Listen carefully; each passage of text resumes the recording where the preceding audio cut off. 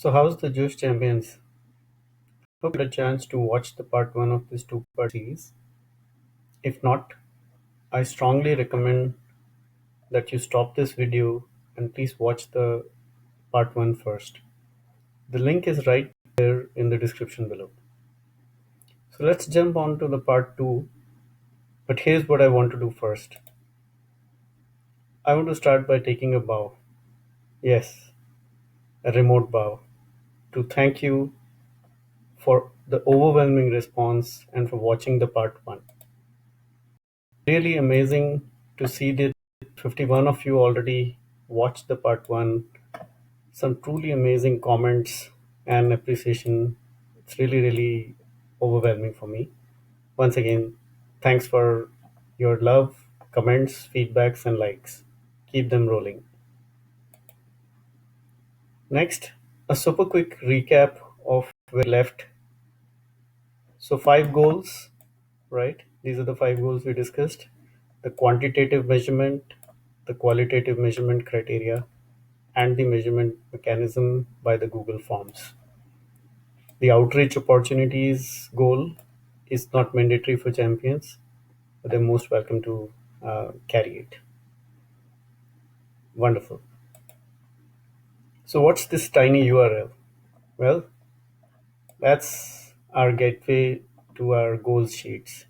Yes, this link would be available via the champions portal as well.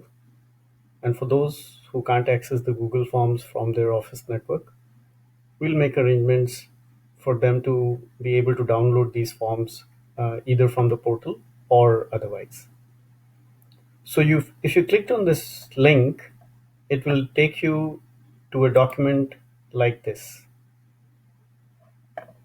So Champions goal setting process is really a two-part process. In part one, you plan and forecast your goals, typically in the beginning of a quarter. And then in part two, you fill in your contributions in each goal area using the forms highlighted in green. Let me explain that better. So, if you were to start filling in your goal, this is where really you will start. Okay. So, you'll come over here, you'll forecast your goals in the beginning of the quarter by clicking on this link. Okay. And once you're ready throughout the quarter, you're ready to fill in some contribution, you delivered a session, you come here and then you share this feedback form which is in the black. You share this feedback form with your attendees. You had a mentoring session for a one-on-one, or maybe one to maybe couple of people you mentored for either a preparation or for any other help that you extended to a smaller group. Again, you can share this feedback form and they can provide you the feedback. You finished a self-learning or a credential achievement. Well, you come here, use this form, and enter your achievement right there. I forgot to mention that this feedback form can be used by sharing the link with the attendees or mentees, or you can also display a QR code at the end of your session. Moving on, if you have sort of created a content, or you like the content and you probably curated out of something which is useful for the other champions, here is the place you will come and you'll submit that content here. If there is a social media post that you've created or any other content that you've created, you can also submit the link to that social media post using this form. If you have a referral to make, you'll use this form. You've got really an opportunity identified, you will be using this form. Sounds pretty simple. So let's actually move to the actual forms. So this is how, as I mentioned, this form will look like if you had to really come over here. And what I've done is, for the recording purpose, I've opened all these forms in these different tabs so that you don't have to, really wait for them to load. So here is really the first form. And if I'm filling in my goals, I would be putting in my email ID here, go to the champion's name, for the quarter, I'll choose the quarter which this goal is for. and then I can go to my self-learning goal. Let us say PMI digital offerings. And for now, as you would notice, we're recommending in each quarter we should carry at least one goal for self-learning. Similarly, we are suggesting that at least one advocacy session we should deliver, or a mentorship session we should deliver. Uh, Now, this is the first one, which is really the topic of the session, or you can talk about, if it's a mentoring session, you can just say it's a mentoring session. Uh, this is the duration, and we got some feedback. This field used to be in hours, minutes, and seconds. We got some feedback that that's not really conducive. We've changed that to a number field, and now you can actually enter the duration in hours. And then we move on to the advocacy and mentoring participant count. Now, if it is a mentoring session, then you can even select one or 1 to 5. And if it is really the participant count is more than 35, you can always choose the more than 35 option. I think the crux lies in the fact that you will have to share the feedback link with your attendees or mentees, and what kind of feedback they provide from a qualitative perspective, and how many people respond would be really key to see the impact of your session or your contributions. So, like I mentioned, the second session uh, is not mandatory. If you are conducting more than one session in a quarter, that's great, but it's not mandatory. Moving on, you can take some content submission goals. Like every other goal, this is also at least one is essential. So you can actually just fill in a number over here, and similarly, you can take a goal for a count for how many champions would you refer in a quarter. Again, suggestion is at least one would be a good number. We have an initiative called Each One Bring One. So it'll be great to sort of, have a goal of bringing in at least one referral champion every quarter. Uh, the outreach opportunities are really those opportunities where you identify another organization from another geography or another industry sector, or you identify a larger event planning, which where we require PMI contributions or account managers to participate, or other champions to really partner with you, and you need their help. Uh, those are some of the examples of the outreach opportunities where a larger audience is required, and then you will submit this. So that's really, this form. Let's quickly look into the feedback form. This is really the form which you would be sharing with the with your you know attendees of or participants of a session that you've conducted, or you can seek a one-on-one feedback from your mentee who you've been coaching, guiding in any of the initiatives, whether it is a preparation, whether it is a training, whether it is a help in a project. Depending on the nature of help, you can always sort of select this one. All right, moving on to the third form, which is really the self-learning credential achievement form. Very simple. You will have to use your email ID, and then you can talk about, I mean, this is just a demographic detail, your name and your phone number. And then just tell us about which training did you attend or credential that you achieved, and boom, submit it right here.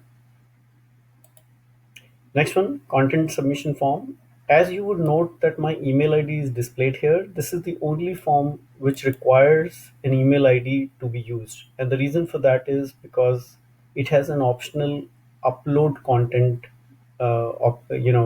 field here. So let's walk from top to bottom. You'll enter your email ID here, again your name, your mobile number, optional WhatsApp number, the content topic, or like I mentioned earlier, this could even be your link to a social media post or any other content that you've created, and you can just enter that link here.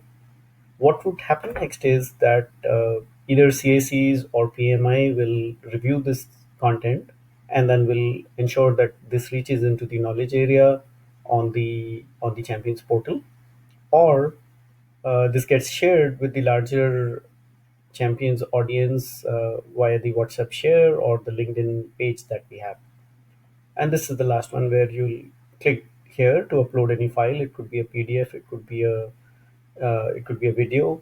Well, the limit is 1 GB worth of file size is something that you can actually upload. Okay, that brings me to the next form, which is the champion's referral form. Easy peasy. Your name, which means the champion's name, the referral's name, whoever you're referring, designation of the referral, organization of the referral, location and city, followed by the referral's contact number, and then the email ID of the referral, industry type of the referral, size of the organization. Again, you can choose from, what's the organization size of the individual that you're referring. What's the topmost reason for you to recommend this reference for PMI India Champion Program? And I think this is, I just want to take a few seconds to explain this.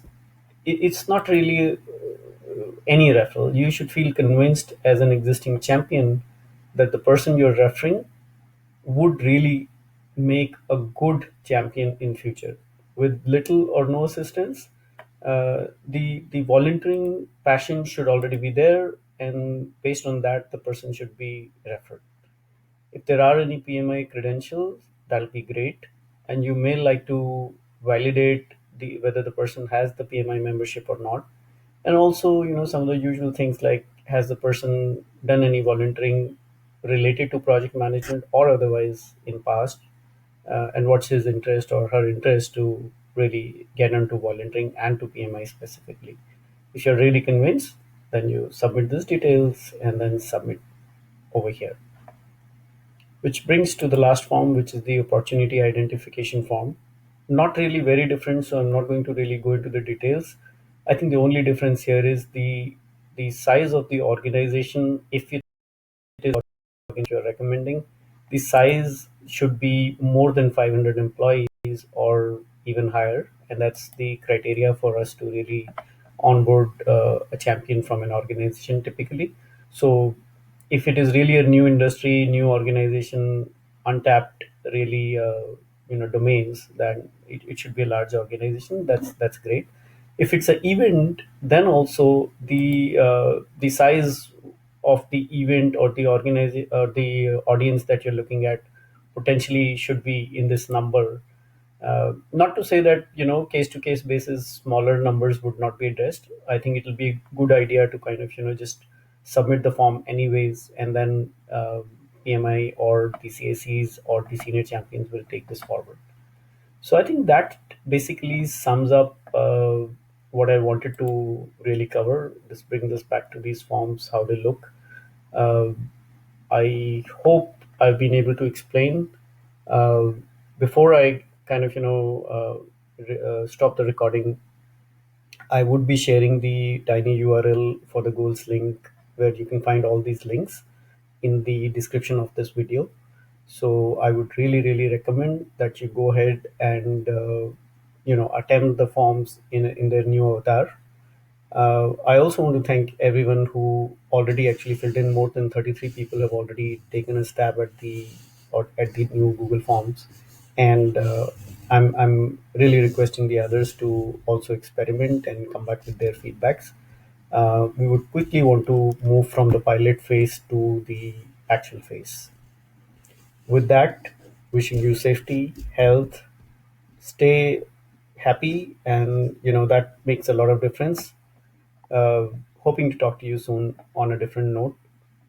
Thank you very much. Bye bye. Take care.